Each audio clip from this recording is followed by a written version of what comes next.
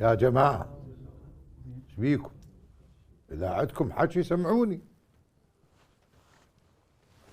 الشيخ ابو عقاب اذا تسمح لي، يعني كلفوني ان احكي بالنيابه عنهم، وانا طبعا طمعان بسعه صدرك وحلمك المعروف وانت تستمع لمطالب الناس. أبو سالم احكي بدون مقدمات. احنا أهل قرية واحدة والحاضرين كلهم أهلي وناسي. اي يعني هو الموضوع يتعلق بالحصاد والمحصول. اي شبيه الحصاد والمحصول؟ يعني المحصول خير من الله، مو صحيح يا جماعه؟ يعني الجماعة كلفوك حتى تقول لي المحصول بخير؟ هاي معلومة معروفة.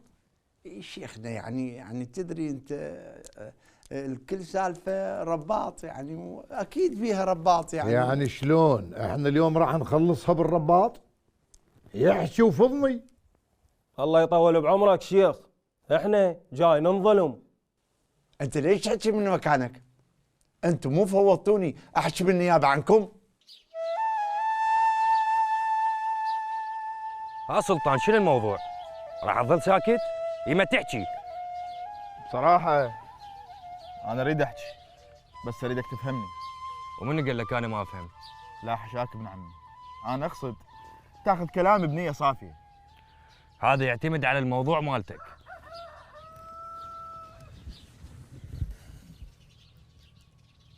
أنت تعرف أبوي الله يرحمه هو كان الشيخ، ومن مات عمي أخذ الشيخة من يمه، وبعد عمر طويل الشيخة لازم ترجع لي. منو قال هذا الحكي؟ بصراحه انت جاي تناصبهم بالمحصول غير نسبه العشيره. شيخنا احنا جايين ندفع النص، وهذا مو حكي، هذا فعل، وبصراحة هواي علينا. انتوا تقصدون ابن عقاب جاي يناصفكم؟ لا مو عقاب. لا تقول سلطان ابن اخوي سرحان. اي شيخ، لا شهر ولا شهرين، تقريبا صار لنا سنه. لا عاد ليش ما حكيت بوقته؟ الجماعه خجلانين منك بصراحه، وتعرف انت تقديرك واحترامك العالي عند الناس. أنا أعرف احترامي وتقديري. أنا هاي الشغلة ما أقبل بيها أبدا.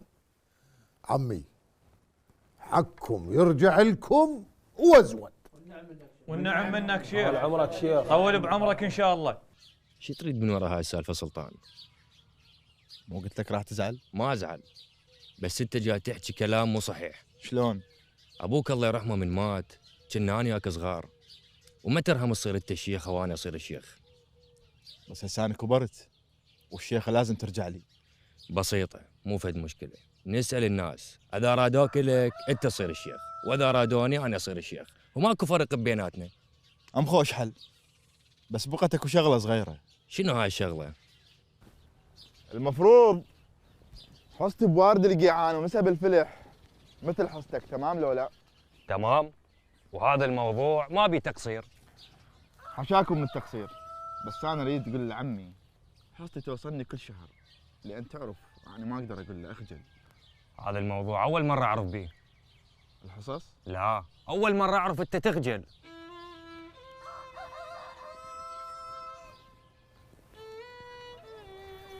ما عرفت الشيخ كاسر وين راح؟ هو منو يقدر يحكي ويقدر يسأل؟ هذا سلطان بن سرحان، هم لافي عندنا. قصدك لا في يم الجماعة؟ هذا يجي بقريتنا ويتفاخر بروحه وشايف نفسه. ماوش، أنا أكثر من مرة قلت للشيخ، والشيخ قال قريتنا ما بيها لا تجارة ولا زراعة، واللي يجي للقرية يجي بأدبه، بس اللي يقل أدبه انكسر راسه. وهذا سلطان بن سرحان هم يعرف الأدب. الناس تقول أبوه كان خوش آدمي. النار تخلف رماد، صايح لا تنسى. من يجي الشيخ قل له على هذا سلطان. ماوش انت هواي تلغي، الزلمة ما بدر منه غير التكبر. والتكبر شوية. ماوش ليش ما تمشي وتسكت؟ أحسن لك. ابن عمك وينه؟ ابوي طلع من القريه. ما هو شيش ما تمشي وتسكت؟ ما ازعل. احسن لك. اكيد راح للهيمه. انا ما اساله وين يروح. عقاب وليدي، انت تعرف سلطان ياخذ نسبه من المحصول من الفلح؟ والله ما عندي علم بالموضوع، لان هو طلب مني نسبه من الوارد. يا وارد هذا يا وارد، ابن عمك خاوي اهل القريه وباسم الشيخ ابو عقاب. والله يا ابويا ما اعرف شو اقول لك. معقوله هذا ابن عمي الشيخ سرحان الله يرحمه؟ وليدي، هو فاتحك بموضوع الشيخه من بعدي؟ عمرك طويل بويا.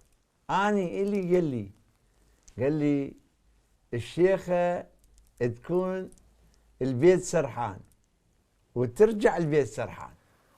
انت تعرف يا ابو سالم انا ما طمعان بالشيخه. شنو طمعان؟ انت الشيخ بعد ما يعني الشيخ ابو عقاب لا يعني بعد عمر طويل ان شاء الله. وليدي، هو من فاتحك بالموضوع انت ايش قلت له؟ انا قلت له نسال الناس. إيه؟ اذا رادوك الك انت تصير الشيخ، واذا رادوني انا اصير الشيخ، وماكو فرق بيناتنا. عافيه عافيه وليدي، والنعم منك. هذا حكي الشيوخ المعدله عمي.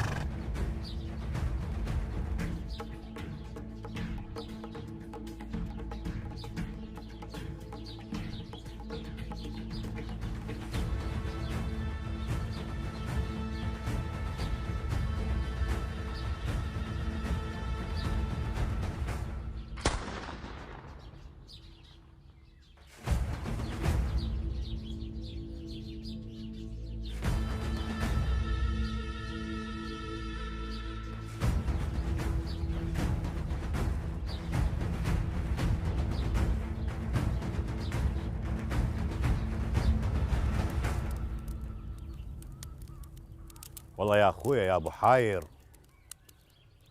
انا افرح لهم، بس انت تدري ثريا ما مفكره بالزواج، وانا بصراحه ما اريد اخصبها. يا اخوي، واني هم ما اخصبها، ترى اني احبها الثريا. لا تزعل مني ابو حاير، ابنك حاير ما يرهم الثريا. اها، وليش ما يرهم يا اخوي؟ شيخ عقله، انت اخويا الكبير وشيخي وتاج راسي ونوماسي بين الناس. هذا ابنك حاير رجل فقير، وثريا فقيره بس قويه. والله يا اخوي هذا الحكي حيل ما اقبل عليه اني. الطيب والمؤدب يقولون عليه فقير، والعينه زايغه وما مؤدب يقولون عليه جريء. شنو هاي؟ اختلفت كل موازين الدنيا. يا اخويا يا عقله، المهره تريد خيالها. اها، شكوا بيها يا اخوي، خليهم يتقاربون سوا، بكي الله ويسر امورهم ويتزوجون. يا اخوي انت ما عندك غيري واني ما عندي غيرك. وانا يا اخويا افرح لهم، ونذر علي الا ارقص بعرسهم بس كون توافق ثريا. واني هم علي نذر اشوب لهم للصبح.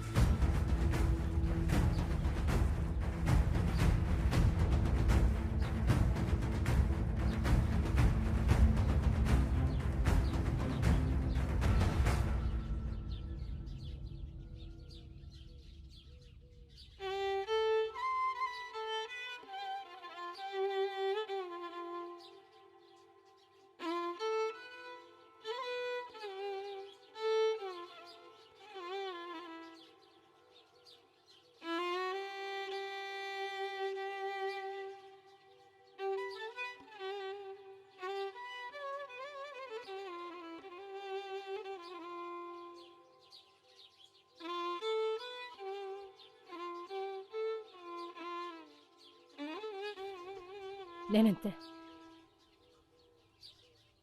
رايد من ديرتنا؟ قوم ارجع من ما جيت. شلون ارجع؟ ما اقدر. لك قوم امشي بساعة. أهلي هسه إذا يجوا ويشوفوك يقتلوك. أنا هسه مقتول. عيونك أقوى من رصاص بندقيتك.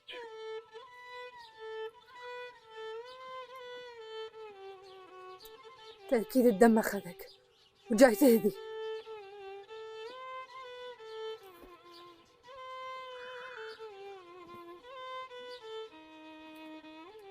تدرين هاي الطلقة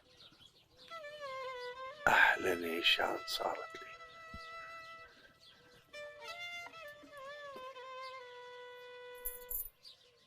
تأكيد مخبط. امشي قوم ارجع بساعة.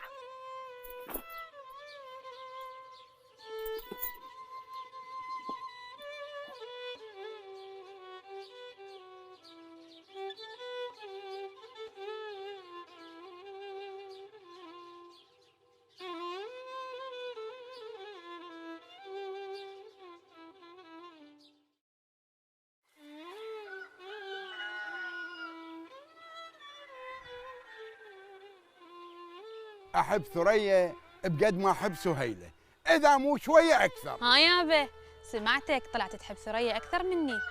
واني احب سهيله اكثر من ثريا. هسه تعادلنا. مو تمام؟ هاي ثريا هم صادت واحد غريب. والله يا اخوي هاي ثريا بنتك تسوى 1000 رجال. خل نروح نشوف منو هذا الغريب. يلا.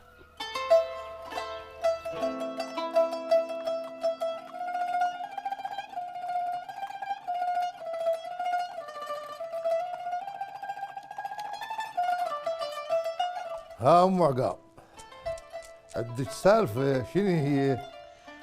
اقعد وارتاح وانا اسولف لك. يا الله.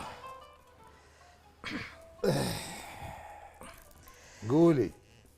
اريد اقول لك يعني توصل عشيره، يعني بعد عمر طويل ان شاء الله، وعمرك طويل يا رب، المشيخه تصير من بعدك لابنك عقاب. بس سلطان ابوه الله يرحمه كان هو الشيخ، لو نسيتي؟ لا ما نسيت. ألف رحمة على روحك شيخ سرحان، ألف رحمة على روحك. وانت تجيب سلطان على شيخ سرحان. شيخ سرحان معدل والناس كلها تحلف براسه، وهذا سلطان فد واحد مخربط وكل سوالفه مكسره. بس ابنك المعدل حالها قال ياهو تختار الناس هو اللي يصير الشيخ. زين؟ انت وابنك فتحتوا باب الشر. شلون فتحنا باب الشر؟ اي هسه سلطان يرتب اموره ويقعد يخطط شلون يخلي الناس تختاره، لو بالفلوس لو بالتهديد. وذاك الوقت تنفتح نار ما تطفى بالقريه، وابني يروح فداها. مو الهدحت هذا ام عقاب. بعدين انا ما متت لو تردوا تتخلصون مني. يمه اسم الله عليك، يومي قبل يومك وعمرك طويل ان شاء الله. مشكورة.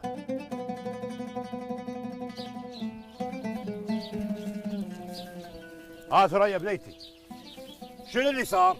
ما صار شي يابا، شفت من ذولا الغربة فات للديرة صوبته بس هو شرد.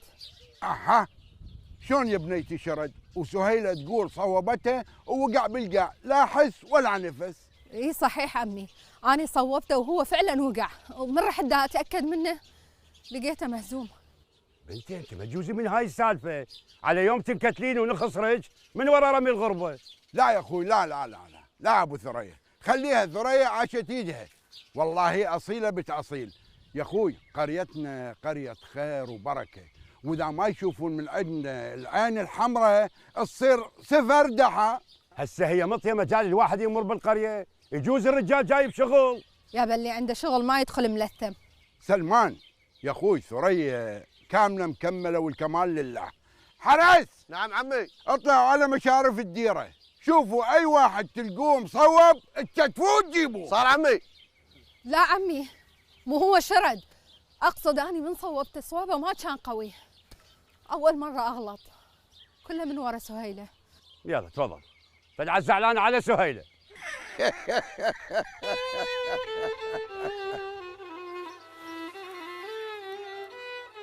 انت صدق مخبله. ايش عندك طالعه باطراف القريه؟ زلم عليها الاعتماد ما تسويها، ما تخافين؟ من شنو اخاف يا يابا؟ انت لوش طالعه؟ شنو تراعي غنم؟ شو عليك؟ يابا انا اخاف على الديره وعلى اللي بيها، خاف واحد يصير عليه شيء. والله راح تخبليني. انا صحيح فرحان بشجاعتك، بس ماكو مثلك بالعرب، وهم خايف عليك يا بنيتي. يابا لا تخاف علي، انا ثريا بنت الشيخ سلمان وعمي الشيخ عقله. الله يحفظك يا بنيتي. يلا دبش خلي نروح للبيت. يلا يلا مشينا.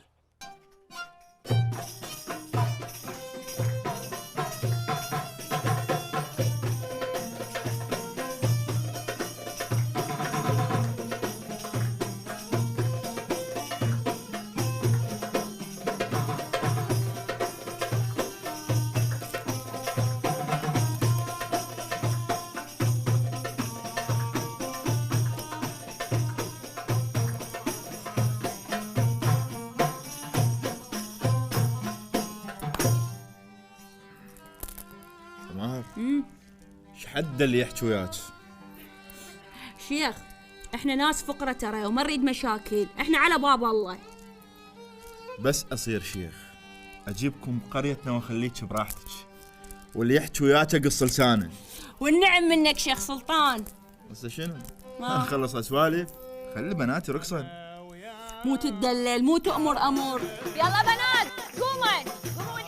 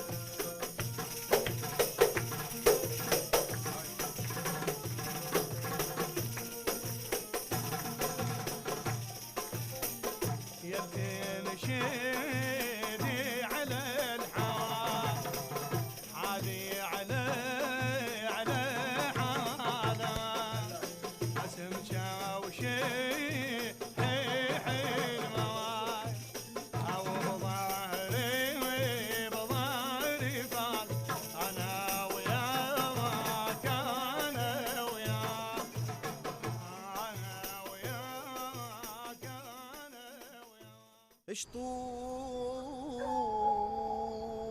يا ليل، اش طولك يا ليل،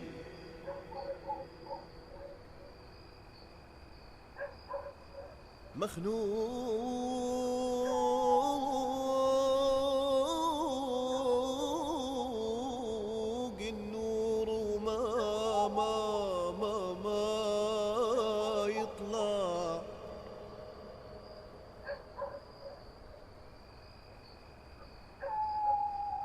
لو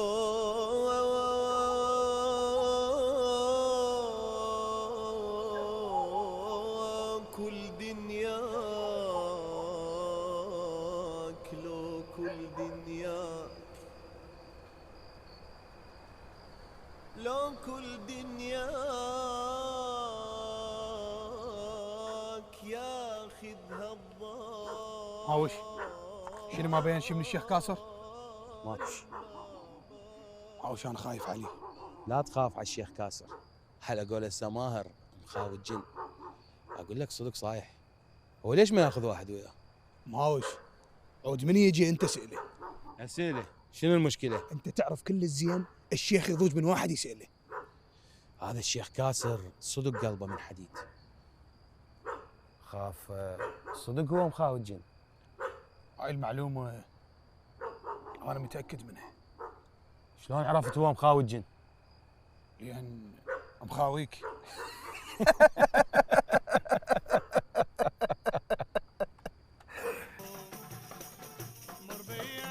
ايش بيك يا اخي شمع؟ عفك من هالشيخ، هاي سالفتها سالفه. اريد اعرف شنو سالفتها. هاي البومه تعشق الشيخ. الشيخ هم يعشقها؟ وين يدري هو حتى يعشقها؟ غير بدا يدري يقتلها يموتها خلاص. خلي تقوم ترقص. لا ما ترقص هاي، هي مبوزه ما ادري ايش بيها. انا اعرف شلون.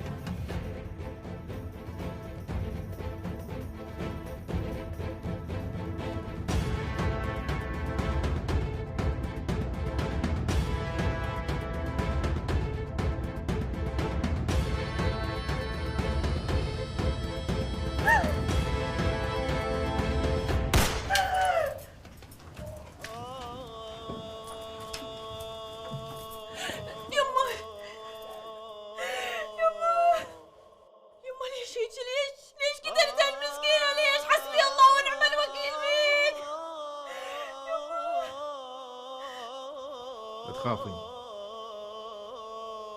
ايش قد ديتها انا ادفع؟ ايش راح يخلصك من كاسر؟ ايش راح يخلصك؟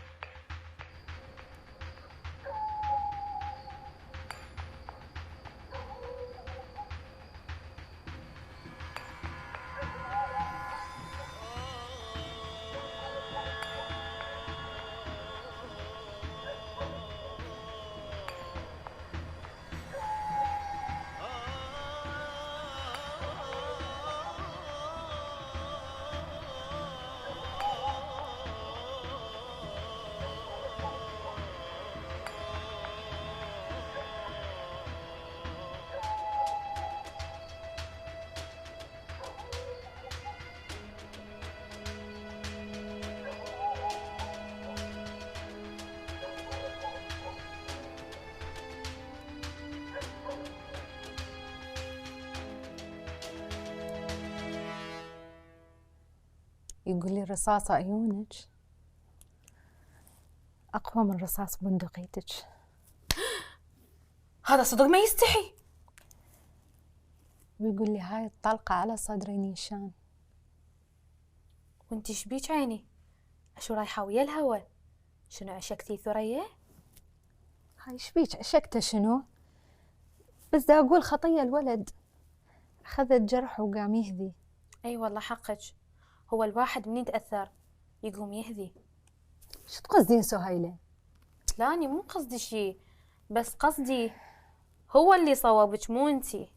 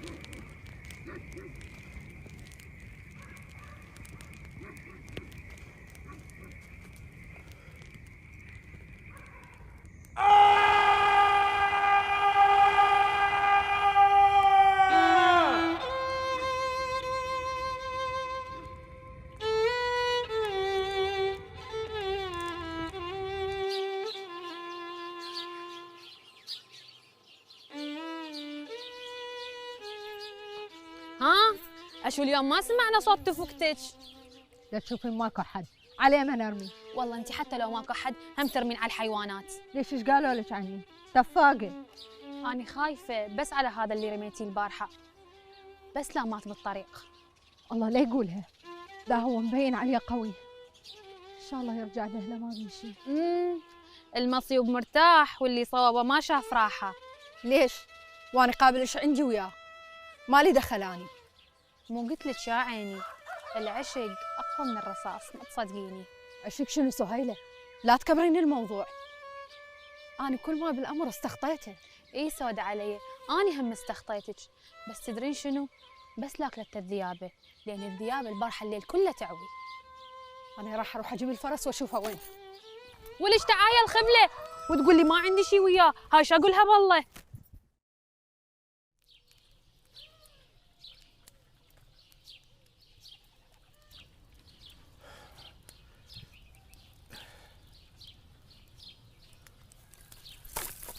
الحمد لله على السلامة. وين سلاحي؟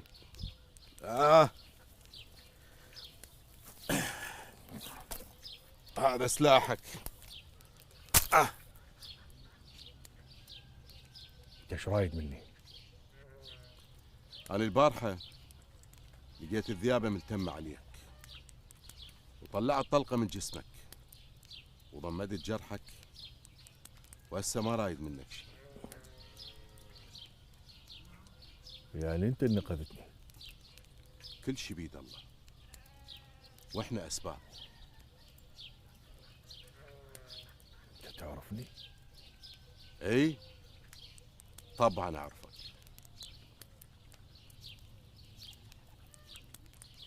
شلون عرفتني؟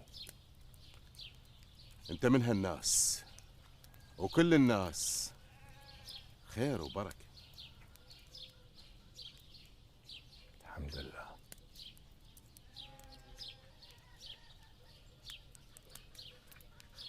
يعني ما عرفتني.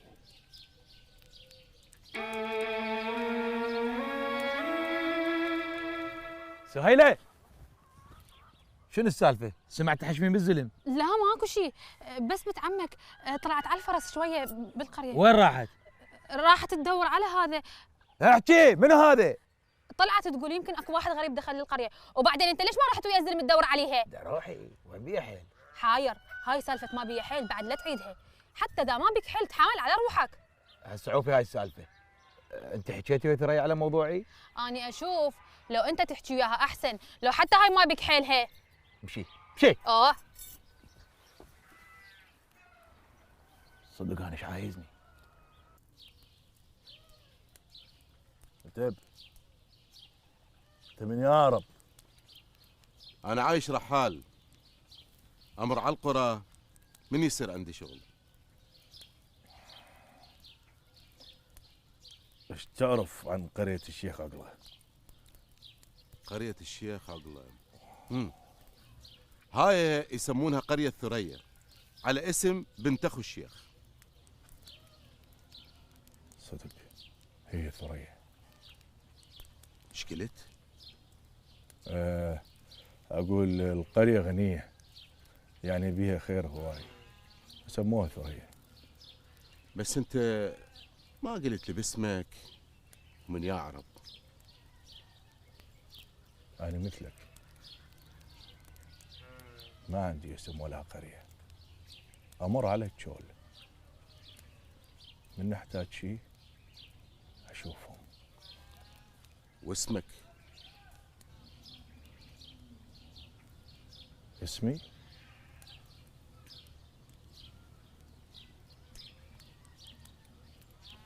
اسمي مظلوم. مظلوم؟ بس عيونك مو مال مظلوم، عيونك مال واحد ظالم.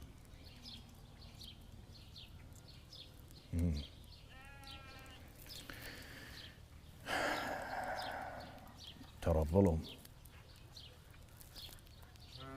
من يوقع عليك تتحمل مرة مرتين، بس من يتكرر بعدين انت تصير ظالم، لأن ماكو حل يا ابن الجاويد.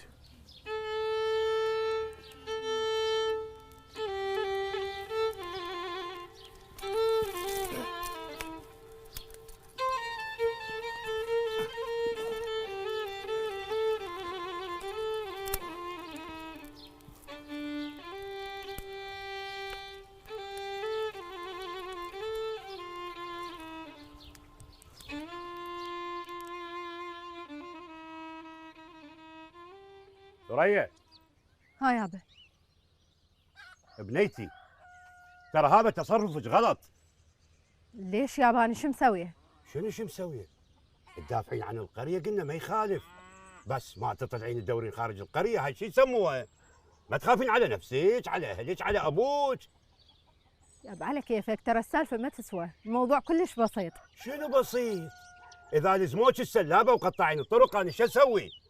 اسمع ثريا، من اليوم طلعه خارج القريه متر واحد ما اريد، واذا طلعتي ازعل عليك زعل كبير وحاسبك.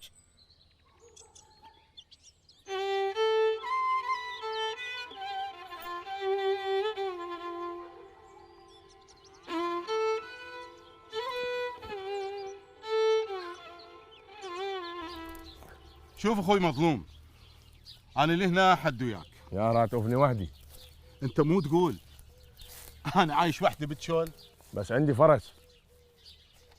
يعني تريد الفرس مالتي؟ انت شو تقول؟ أنا أقول اللي تريده يصير أخ ظالم. طبعا اللي اريده يصير، وهذا لا تنساه طول حياتك.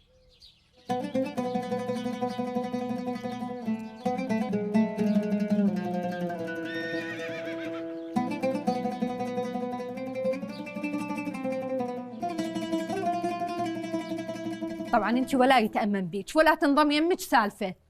أنا خايفة عليك يا حبيبتي. خايفه عليها تروحين تقولين لابويا؟ أنا ما قلت لعمي، بس أنا طلبت من الخيالة يطلعوني يحموك، أخاف قطاع الطريق لا يعترضون طريقك. بعد أبويا منو قال له؟ يجوز واحد من الخيالة، وبعدين تشبي سابرة الدنيا علينا. ما لقيته سهيلة، أنا صوتي المفروض ما أخليه يروح وهو بهالحالة. مو قلت لك عشقتيه؟ كافي سهيلة. أنا آسفة حبيبتي لأن صيحت عليك، بس كل ما بالموضوع أنا كلش أحس بالذنب، لأن الولد أذيته وما كان شكله سلاب.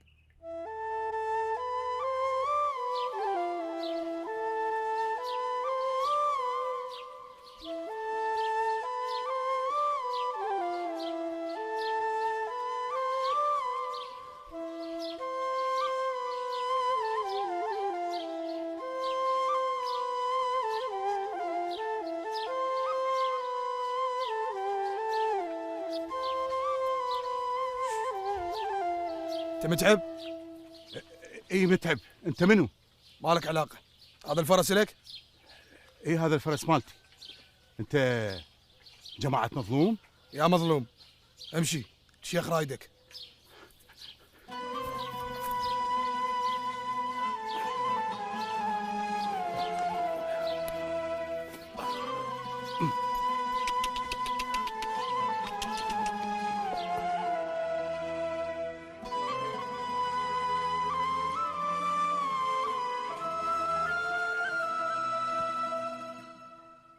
ها بنت عمي، شو قاعدة وحدك؟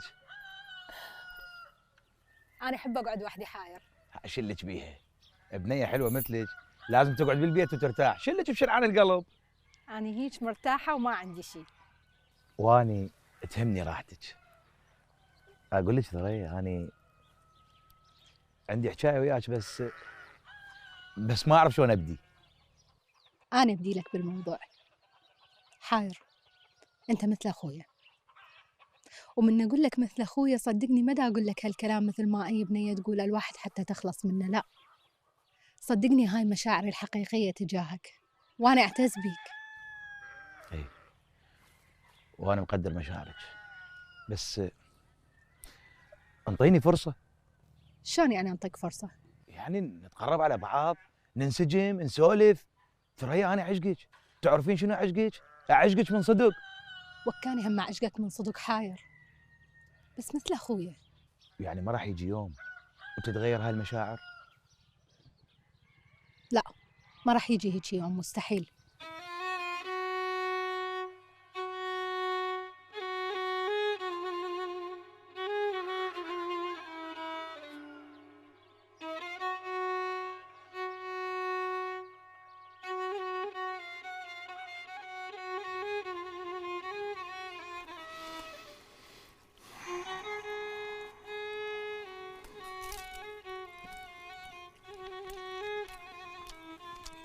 متعب.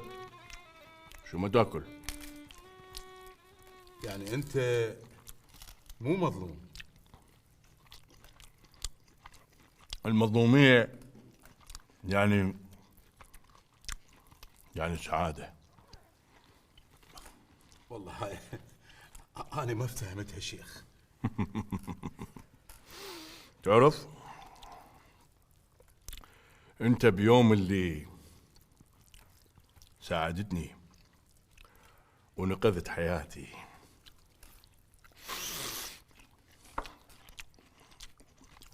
أنا أخذت الفرس مالتك وقفتك بالجول، أنت شنو حسيت بالسعادة؟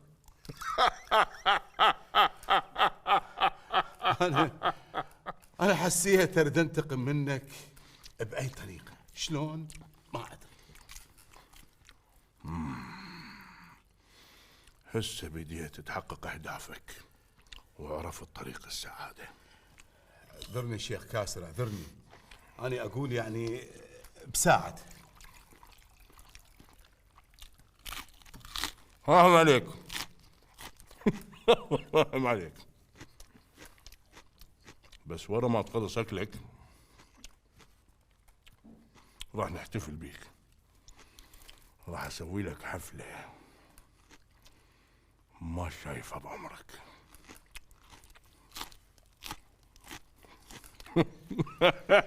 أقول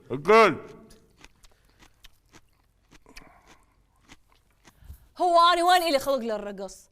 بعدين البنات كلهن تعبانات وحزينات على صاحبتهن.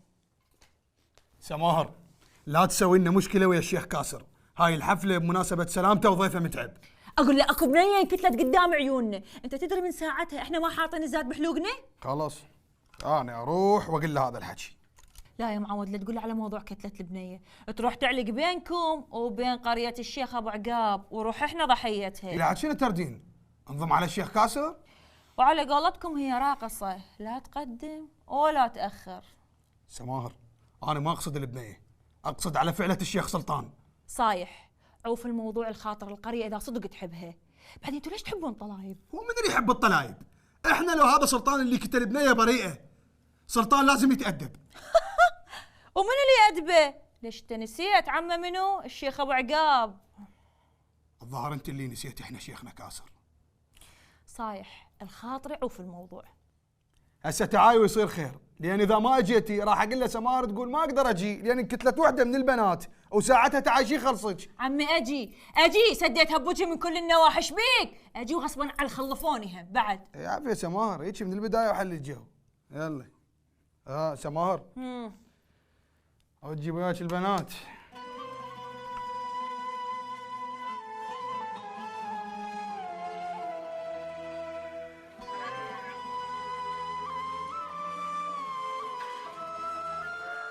يروح ضحيتي شنو سهيلة؟ انتي تعرفين وابويا يعرف وكل الناس تعرف حاير مثل اخويا. انا ويا رابين سوا. بس الظاهر انتي جرحتيه، لان اني اول مرة اشوف اخويا حاير يبكي. بشنو جرحته؟ قلت له انت اخويا وانا اعتز بيك. هو هذا الحكي يجرح؟ هو هذا العشق. العاشق ما يقتنع باي شيء بعد عن محبوبه. صحيح كلامك سهيلة، بس صيري بمكاني شو تريديني؟ اتزوج الحاير وخدعه واني ما احبه؟ والله ما ادري شو اقول لك. حاير اخويا وما عندي غيره بهاي الدنيا، وانتي بنت عمي واختي وصديقتي، لا اقدر اكسر بيه ولا اقدر اظلمك وياه وانتي ما تحبيه. انا اريدك تقعدين وياه وتفهميه. وتقولي له ثريا تحبك ومن صدق تحبك، بس مثل أخوها. موضوع الزواج هذا صعب علي، كلش صعب. أخاف هذا الغريب طرف بهاي الصعوبة. لا وعيونك، وأنا ما أكذب عليك، بس أنا أنظر الحاير مثل أخوي ومن زمان. كون أحد يعرف أنا جاي يمك هنا. طبعا واحد من ربعي يدري. قلت له أنت جاي يمي. ليش قلت يا أبو سالم؟ أنا مو قلت لك هذا الاجتماع بيناتنا سري؟ يعني أدري سري، بس يعني بصراحة غير تريد الصراحة مني. أنا ما أمن بيك لأن أنت مو ثقة وخاف تغدرني. وأنت ايش عندك وأغدر بيك؟ هسه المهم أنت جاي يمي شو تريد؟ أنا مفكر من ناخذ الشيخة أخليك بمكان زين. شو تخليني شيخ؟ لا أنا شيخ، شلون أخليك شيخ؟ لا عاد شو تخليني؟ أخليك مساعد الشيخ. لا وليش هسه اني ايش اشتغل عند الشيخ ابو عقاب؟ قهوجي؟ انا مساعد الشيخ. لا مو وياي، انطيك من وارد المحصول. انت غضب عمي، انت هسه ومفرهد محصول العالم، لعد من تصير شيخ شو تسوي؟ يمكن حتى راتبي ما تسلمني اياه.